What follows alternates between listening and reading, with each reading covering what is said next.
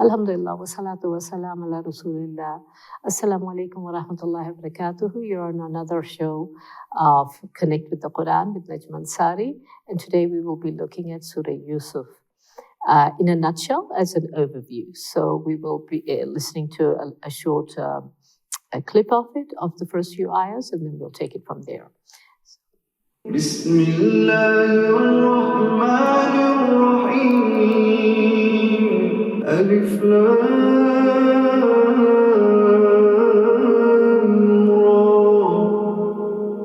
Tilka ayatul kitabil mubin. Inna anzalnahu Qur'anan Arabiyyan la'allakum taqilun.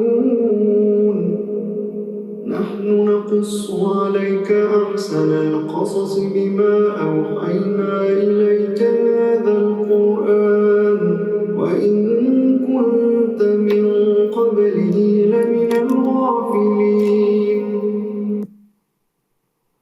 Sadaqallahu al-Azim. So that was a little passage we heard of Surah Yusuf. And Alhamdulillah wa salatu wa salam ala Rasulillah and Rabbi shrah li sadri wa yassir li amri wa ahlul uqdatan min lisani yafqahu qawli. So as it says in these ayah, it's the Ahsan al-Qasas. It's the best story. And it is the only passage, the only surah in the Quran which starts with as a story from a beginning to the end in a chronological order of Yusuf alayhi salam. This little bit that we heard in the beginning, the first three ayahs, of Allah telling Rasulullah sallallahu alayhi wasallam, this is what we're going to narrate to you. And at the end, there's a longer passage about now, as the concluding remarks to Rasulullah sallallahu alayhi wasallam and to the Ummah at large, that these are the messages you need to take from him. So this is one aspect. So I'm just going to try and give you lots of overviews. In the bits that I enjoy, I will get into more detail. Then the other factor of it is that this came down in the year of sorrow. It's from a Makki phase, but when things were very hard, and he had just lost his beloved wife Khadija radiallahu anha and his uncle Abu Talib. So it was a year of, it's known as a year of sorrow. And for us to take home, we've got these beautiful surahs in the Quran, which if you want for your own sake, because we need to connect with the Quran at the level where you bring it home for yourself, for you make it being meaningful for you, of taking it home and, really using it. So this is a beautiful surah to read when you're in times of sorrow. I mean, as we have with the example of Rasulullah sallallahu alaihi wasallam, of the trials and tribulations he went through of losing his parents, losing children, losing uncles, dear people, going through Uhud. So at no point, and we've reiterated this fact, that can you say, what I am suffering, nobody else is suffering. No, in the model of of Rasulullah sallallahu alaihi wasallam, you find so much solace. And this, the beauty of this surah is that this was sent by Allah to Rasulullah sallallahu alaihi wasallam at the time of sorrow when this would uplift him. If you think you've gone through hardship, so did people before. And that's the whole idea of the stories of most of the Anbiya, is to take what is a lesson we draw. And the beautiful thing is that the Quran came when it came, so it was valid it was a lesson, a ibra, taking heed for the Quraysh. It was for Rasulullah sallallahu alaihi wasallam. It was for the companion. And over the years, it's just as valid, just as real, just as fresh for us to take heed from it.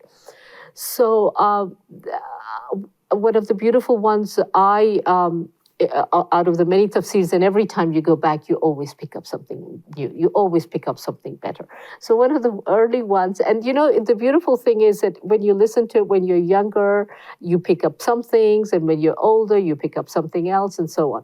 So one of the beautiful things when my children were small, somebody said, what Yusuf alayhi salam went through as the trials and tribulations, and he was a young lad. What his age is, if Allah chose not to tell us in the Quran, we don't know, but we know that he was young. How young was he? Was 8, 9, 7, 12, 11, but he was definitely not baligh at that level. Okay. And what he went from being thrown in the well, from being sold as a slave, so on and so forth. Never was he saying life's unfair. Why me? Why this? That is not recorded.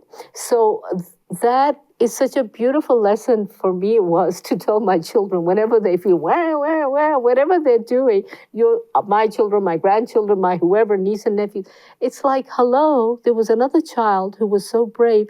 He went through trials and tribulations, but Allah only strengthened him. So yes, there is something that Allah bestows on you, but you also need to have your inner strength in the beginning.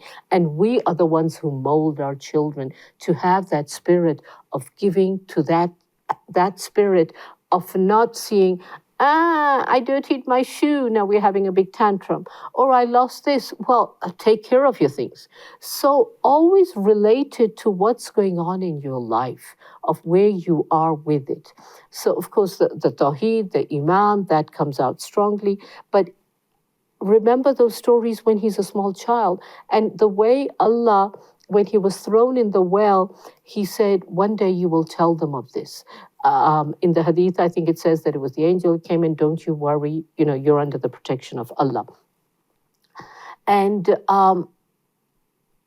teach your own children that if you're really in trouble, if you're struggling, even if you're in trouble with your going to come home and mom's going to get really upset or father's going to get really upset, teach the child already, if they feel that they're in that kind of a soup, to turn to Allah and say, Ya Allah, you help me, you bail me out. What that connection does, if you are able to get your child to connect with Allah, is that even when they have done something wrong, they have the recognition that it's something wrong they've done. So there's a sense of guilt about it. So there's a sense of, Ya Allah, you bail me out, you help me, you forgive me. And then they come to the parents, and then the parents say, yeah, you're going to get mad at me. We also need to have the foresight to, instead of being yelling them, reprimanding them, correcting them. I loved it. I just had a recent post in which they said 3 things, if we'd remember with our children, is connect with them before you correct them. So this is a kind of thing, if you can use, if that's the only story you're telling your child, your grandchild, your students, or whatever, but it's such a beautiful story to take out. And sometimes we don't have to go into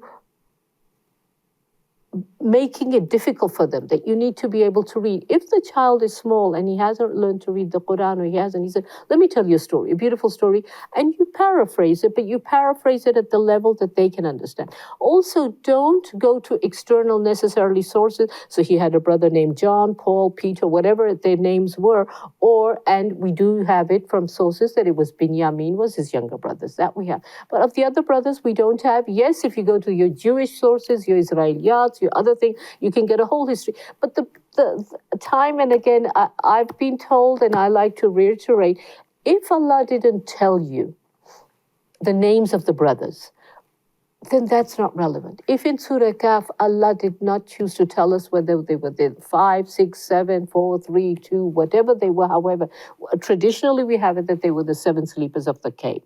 So those are the kind of things you take home. So only in these 3 ayahs, look at the value of the Arabic. It says, so that you may achieve wisdom. So let you ponder on it and see how much, if Allah told us we need to know, that it's in Arabic, where am I? I'm getting all my fancy degrees, I'm getting all my accolades, but not this. And it's mubin. Mubin is something clear. And there was something you didn't know. So we will get into this now in the second half, a little bit more into the detail. But for the moment, we'll go for an ad break, and then we'll be back shortly to continue on it. But this is just a very brief overview. So with that, Assalamu alaikum wa rahmatullahi wa barakatuh. Assalamu alaikum wa rahmatullahi wa barakatuh. Welcome back. We're looking at the best of stories, which is Surah Yusuf of the Quran. That's what Allah calls it. So just before that, I'd love to read you a poem on it. And it goes as this. It says, Ahsanul Qasas, the best story to discuss. A dream he had, shared it with his father, who's joyful inside yet sad, aware of envy and all that's bad, thrown in the well, then pulled out, sold as a slave, such a sellout. from the well, made a slave. At the end, he still forgave. And he raced to the door for Allah's sake, saving integrity that was at stake. The shirt from the back ripped over his beauty, the women flipped. His good looks got him in deep trouble. He was safer amidst the prison rubble. The prison years he withstood, his noble mission he understood. Beautiful patient for father and son. Allah's planning, best that's done. Dreams played a critical role, messages from beyond unscrolled. His noble lineage kept him sane, messages in dreams he could explain. It gets him the top seat, what an amazing feat, in foreign land without a friend. Noble heritage never in doubt, though he had no overt clout. In every scheme, a latent good, divine planning at its best. Beauty and patience unfolds when unflinchingly faith he holds. Prophecies fulfilled, evil plottings come unhinged. Firm resolve wins the day, comes to full circle is Allah's way. In every connivance and plot, divine intervention on the spot. So discuss the best qasas. And inshallah, that's what we will do now. So it gives you, we all probably know the story, and it's an adventure, it's a race against time, it's all this. So the beautiful thing, and I'll just sort of go with, they're beautiful things. There's something called concentric circles, something called the ring theory, that if the story starts here, like I said, the intro and the end, they kind of match, then the other passage and the second last passage match, and so on. I'm not going to go into that detail. That's all available there. I'm just going to try and bring it from the heart level to an heart level to want you to connect with it, both for the children, like I said in the beginning, and for ourselves. So the overview being that he has he has a dream, and he tells his father. His father knows what's best, and the brothers are envious, and so he is thrown in the well. Then he gets to Egypt. Then in Egypt he's treated well at the palace, but he grows up. That's where he becomes Balik. He becomes an adult, and Allah gives him hikmah and wisdom. And thereafter, then there's a story about the women wanting him, and then the bottom of the rung of the pits of the time is when he lands in prison, and he's there, and how long he's there, and from there then starts up. Then he meets some other co-prisoners. He tells their dreams, and he's eventually taken out. Then he sees his family again coming in the time of famine, and so on. So it sort of goes down, all these adventures, and then it starts coming up again. So that's that.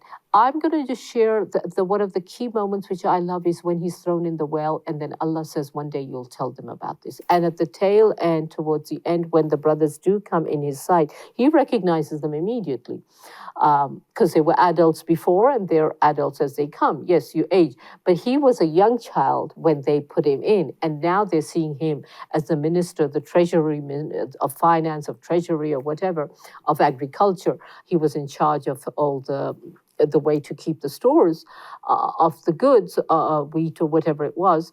And they obviously don't recognize him, and he does. And yet he holds it in till they go and they come back, and they go and they come back. And it was 3 times that happened. And then at the last time he said, do you know what you did? And they said, are you Yusuf? And so it's a goosebump moment. And he says, yes. And soon thereafter, what he says, today there will be no blame. And so he forgives, and that beautiful passage, go and look for it. I don't like sort of giving out, here it is, here's a passage, read from ayah, this or that. If anything is said here that wants you to make you connect with the Quran, then go and look it up, and look it up for yourself. When you do it for yourself, you remember it better. When we are just told, look here, we put it down as notes, and we've got it in our notebook, and the notebook is there, it will open God knows which day, and so on. So go find that passage, and what he says then of today, al-yawm, there's going to be no, and there's no blame today or whatever the words are. Go and find them for yourself. I, on purpose, didn't memorize them, didn't have them said perfectly, because that is the aim. Let me check. It was what she's saying is correct. Do that job. Do that as a favor to check out whenever somebody tells you something. Are they saying is authentic? Is it true? Or is it something else? After that, and that is the same passage of the Quran which our Rasul sallallahu alaihi wasallam said the day he entered Makkah in the conquest of Makkah, when they came in the thousands, however many they were, and he was on his ride, and he had his head bowed down, and he read this passage that on today let there be no blame, and then he cleansed the Kaaba and all that. But for us to remember, take it back to relationships, unpack the whole story about relationships and how we can be at fault with our uncle who ripped us off, or the aunt who did this, or the mother-in-law, the daughter-in-law, whatever. All these relationships which are so prone to rife, whether it's because of the finances, because of it's something or something else, all of those things, nonetheless, the possibility to recover the situation is there. And yes, in that situation, it's Yusuf alayhi salam who is the better person, 100%, and the brothers till the end, when they want to blame the younger brother Binyamin, as we know him, the name is not in the Quran, and they say, oh, but he had a brother who did the same sort of thing. Till that point, there was that mean-spiritedness in them.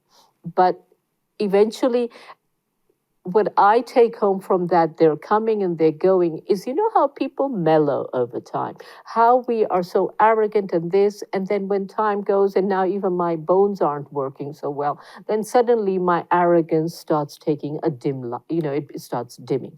So Allah knows best. Go and read some more tafsirs on the brothers or something of them coming and going. But the beautiful thing is that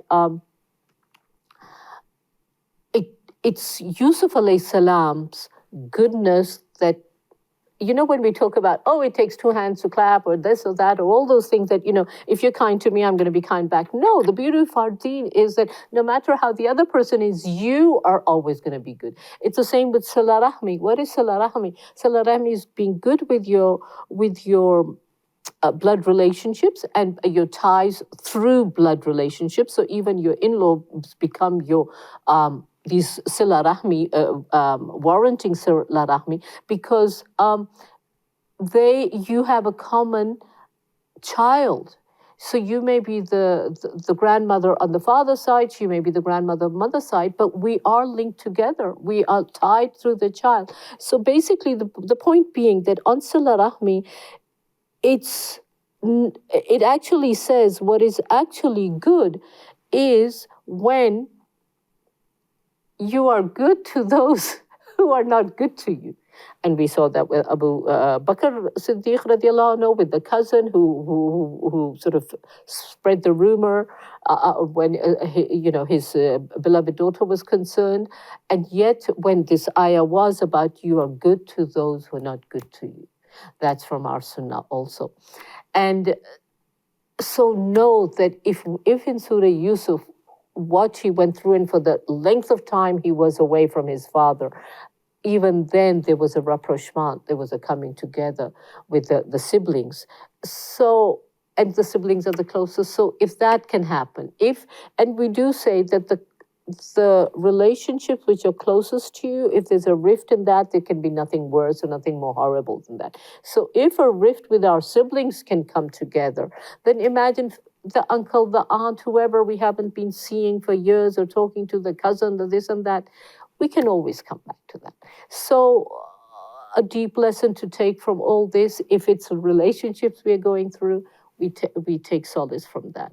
If it is some other fitna and we will go into that on the next episode where we get there, is if there is something else, then there is something else we need to take heed of. And inshallah, we'll go into those things as well. But for the moment, this is all just giving you an overview, because there are beautiful tafsirs out there, the beautiful things of taking you itemized, moment to moment, giving you definitions. And inshallah, maybe that too, I'd like to give you some keywords of which keep appearing. And one of them, the ones one that appears, which I love, is the latif, that Allah is so subtle. So the subtleness of whatever Allah brings to the fore in this story, we will take further as well. So, and just for you to know, so Ya Latif is one of the names of Allah which appears in this surah as well. But we will leave it just there, and there's just so much we could go on and on. But inshallah, for the next time. But for now, I pray that whatever has been said is beneficial to all of you out there, dear listeners, and may it be a source of goodness for me as well. So with that, I end off. سبحان ربك رب العزة عما يصفون وسلام على المرسلين والحمد لله رب العالمين. السلام عليكم ورحمة الله وبركاته.